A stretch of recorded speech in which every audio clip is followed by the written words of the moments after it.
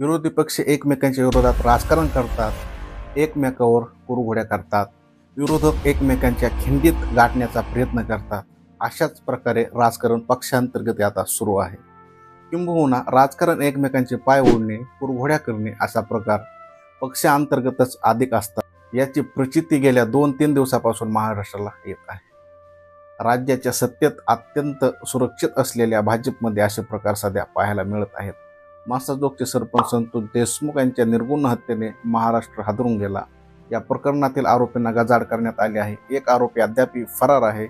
खंडणी मागण्याचा आड येत असल्याने संतोष देशमुख यांची अत्यंत क्रूरपणे हत्या करण्यात आली. अटक करण्यात आलेल्या आरोपींमध्ये राज्याचे अन्न व नागरी पुरवठा मंत्री, राष्ट्रवादी काँग्रेसचे दिग्गज नेते धनंजय मुंडे यांच्या निकटवर्तीय कार्यकर्त्यांचा समावेश आहे असं म्हटलं जात आहे. या विरोधात बीड जिल्ह्यातील आष्टीचे भाजपचे आमदार सुरेश धस यांनी या प्रकरणावर राज्यभरात रान पेटवले होते.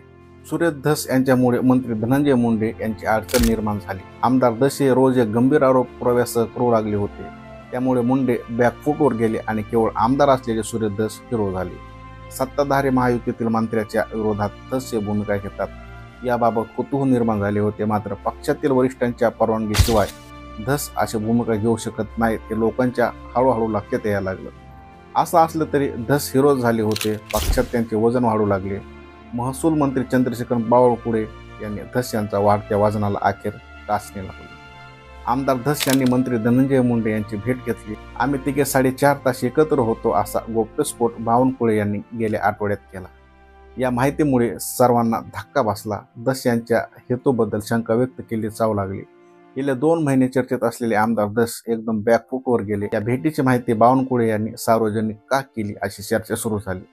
हा धुरळा अद्याप खाली बसलेला नाही. त्यातच बावनकुळे यांनी पुन्हा बॉम्ब टाकला आहे. मुंडे आणि धस यांची भेट महिन्यापूर्वीच झाली आहे असं त्यांनी सांगितलं आहे. धनंजय मुंडे यांच्या डोळ्यावर शस्त्रक्रिया करण्यात आली आहे. त्यामुळे 4 दिवसापूर्वी त्यांची भेट घेऊन विचारपूस केली असे आमदार धस यांनी बावनकुळे यांच्या पहिल्या गोप्यस्फोटानंतर स्पष्ट केले होते.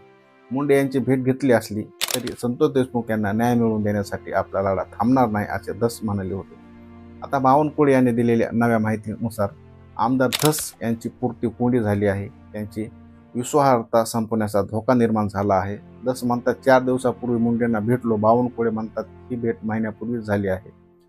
संतोष देशमुख यांच्या हत्या प्रकरणात सुरुवातीला मराठा विरुद्ध ओबीसी असे वळण मिळण्याची शक्यता निर्माण झाली होती. आमदार सुरेश धस एक नवा आरोप करत होते. त्यामुळे काही ओबीसी नेत्यांमध्ये अस्वस्थता निर्माण झाली होती. ओबीसी हा भाजपचा DNA आहे असं मुख्यमंत्री देवेंद्र फडणवीस मागे एकदा म्हटले होते. धस ते बोलतात अर्थात त्याला फडणवीस यांचा पाठिंबा आहे असा संदेश समजला गेला होता. त्यामुळे ओबीसी समाजात नाराजी निर्माण झाली होती का, ती दूर करण्यासाठी बावनकुळे यांनी धस यांचा करेक्ट कार्यक्रम केलाय का असे प्रश्न आता निर्माण होऊ लागले आहेत. संतोष देशमुख हत्या प्रकरणात धस यांच्या भूमिकेमुळे मराठा समाजात देवेंद्र फडणवीस यांची प्रतिमा उजळून निघत होती. फडणवीस यांच्यामुळेच आपल्याला आरक्षण मिळत नाही ही मराठा समाजातील भावना पुसट व्हायला लागली होती. त्यामुळे धस यांना मोकळीक देण्यात आली असावी. याद्वारे मनोज जरांगे पाटील यांचा प्रभाव कमी करण्याचाही प्रयत्न झाला. मग असे अचानक काय झाले की बावनकुळे यांची एंट्री झाली आणि त्यांनी धसांची विश्वासार्हताच पणाला लावली. तीही एक नव्हे तर 2दा. पहिली प्रयत्न अपुरा ठरला म्हणून बावनकुळेने दुसऱ्यांदा धस यांना उघडे पाडले का असा सवाल उपस्थित होतो. संतोष देशमुख यांच्या हत्येचे प्रकरण उचलून धरण्यामुळे आमदार सुरेश धस यांची लोकप्रियता वाढली होती. मराठा समाजात मुख्यमंत्री फडणवीस यांची प्रतिमाही सकारात्मक व्हायला लागली होती.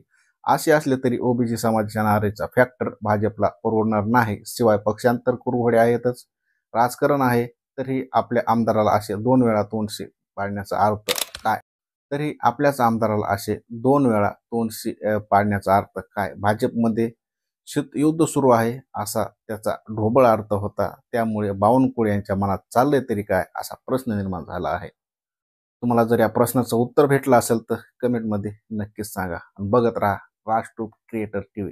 आणि हा चॅनलवर नवीन आला असेल तर आताच आपल्या चॅनलला सबस्क्राईब करा आणि बेल आयकॉनला सुद्धा प्रेस करा जेणेकरून नवीन अपडेट तुमच्यापर्यंत पोहोचेल.